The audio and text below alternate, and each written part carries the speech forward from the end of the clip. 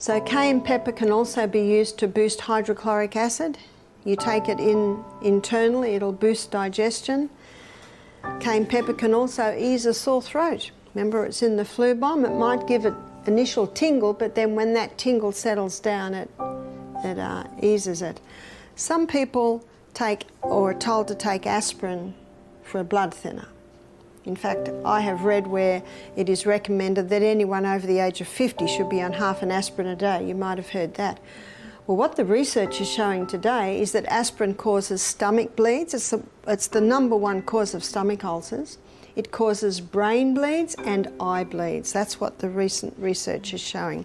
Cayenne pepper will not cause that at all, but if cayenne pepper's in your blood and it sees a bleed, it'll constrict the blood vessels to stop the bleeding. Yes, it dilates the blood vessels when it's in the blood, but if it sees a break, it'll constrict that.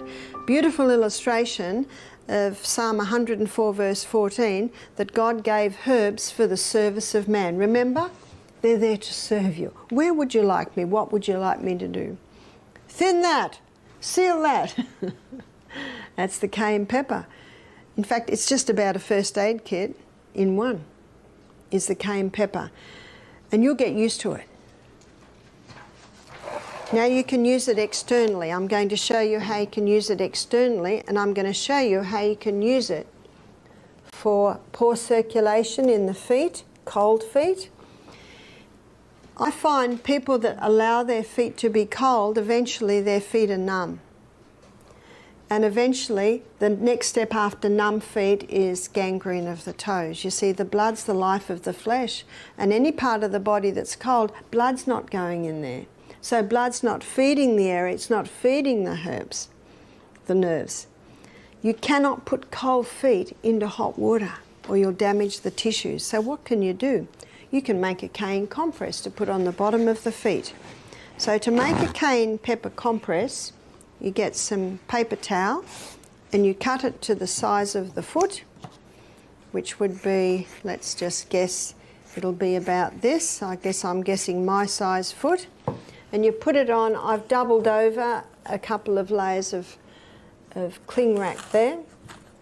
And then you put a little olive oil on there. Not a lot, because you don't want to soil your sheets. So I'm going to put it in this plate to show you how you can put it on lightly. So I'm just going to dab it on.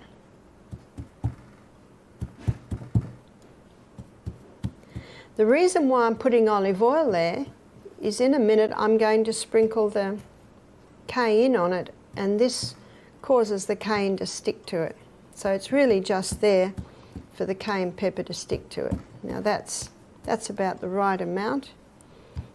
As I said, any more and it will leak, because this compress is worn overnight.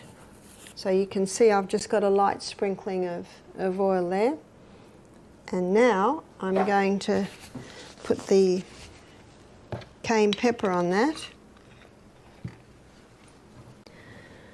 So you put about a half a teaspoon for each foot.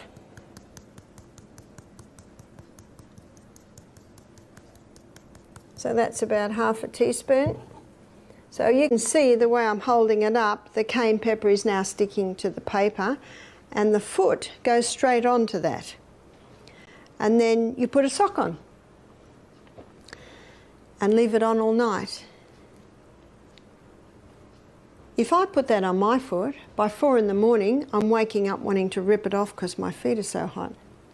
But if someone has no feeling in their feet, or if someone regularly has cold feet, often by morning they're feeling a little tingle. So you would probably wear it every second night until your feet get hot. So that's a very easy way to warm up feet, because feet must be warm. So you'd put one on each foot. I've even made it and folded it up and left it at one lady's house that I visited, and she had no feeling in her feet. Peripheral neuropathy, that's a side effect of chemotherapy, where people lose that feeling in their feet.